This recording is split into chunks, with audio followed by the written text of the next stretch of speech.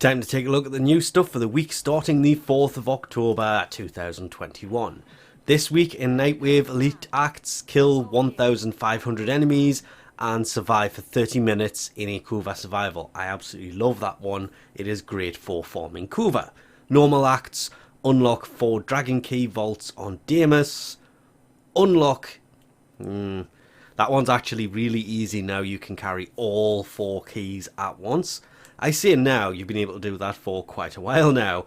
Complete 8 zones of Sanctuary Onslaught, doesn't have to be elite, can be normal one. Complete 10 Syndicate missions, complete 3 rescue missions, and complete 3 capture missions. As for crit offerings, don't really need to mention it, they're there all the time. Nihile's Elite, the 10,000 Kuva, 5 Niatan Extract, Vauban Parts, Catalyst Reactor, lots of different helmets, these change every week. Wisps, one of my favourite ones, but Nihile's Key is here. You need this to go with the Elite.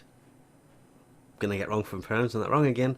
If you want to take out Nihile and get a hold of the Vitrica, which is a great melee weapon. Other good helmets? Proteus is actually a pretty nice one.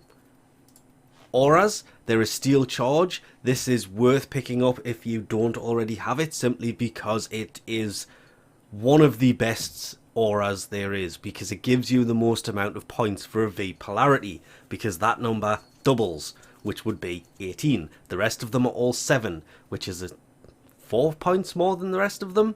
Sniper Scavenger, 150% ammo pickup for sniper, obviously good if you are running a sniper weapon.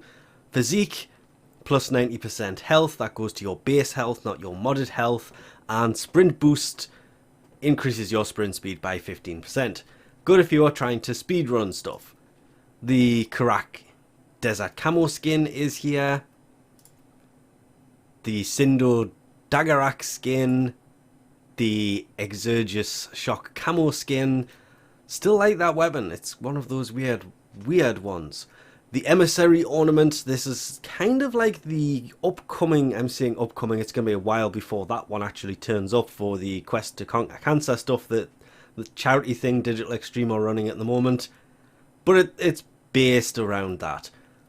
There is the Plasma Sword. This is an actual blueprint to build the Plasma Sword itself. This is an actual melee weapon, not a skin, unlike the rest of them that are kind of skins. The Falcor Shock Camo skin. There you go. I hate the way that it doesn't automatically kind of do that. Does it with the glaive as well. It's kind of strange that it still does that. The Kinetic Siphon Trap decoration. This is again landing craft decoration, just like the Emissary Ornament. Augments Skull Shot on Headshot, 100% ammo efficiency for 2 seconds with the Viper. Yeah, I'd rather go for damage than that one, to be fair. Singularity, that's the Absorb Augment for Nyx. That actually works pretty well. And the Latron, 20% bonus damage on next shot for 2 seconds, stacks up to 20 times outside of Conclave. That is just on hit, not on headshot. Heading over to the relay to see what Teshin has brought for the Steel Path Honor store this week. And I do believe this is the week that... Nope, it's next week. Oh, that's a shame. There is the Veiled Riven Cipher. You can pick one of those up a week. But be warned, it takes 7 days from when you use it or you get it before you can get it again. So if you buy it yesterday, it won't be there today, even though it's technically reset. And it is Rifle Riven Mod this week. 75 steel essence is still kind of too much. These things need to be closer to 50 to be worth it. On the other hand, the primary arcane adapter and the secondary arcane adapter are worth it. So is the 10,000 Kuva. For 15 steel essence, not a lot of farming required to get 15 steel essence. Still, I'm going to mention this every week, waiting for the Ureli in action glyph to be added here. Oh, and because I haven't mentioned it in a while, Teshin's dual sword would be great, because the weapon that's supposed to be in here, that they said they were putting in here, is actually in the marketplace. So they could at least add the dual wielding sword to this marketplace. And people are still asking me to cover these every week, and as I've explained every few days, was that the right option? I was actually in there. It was.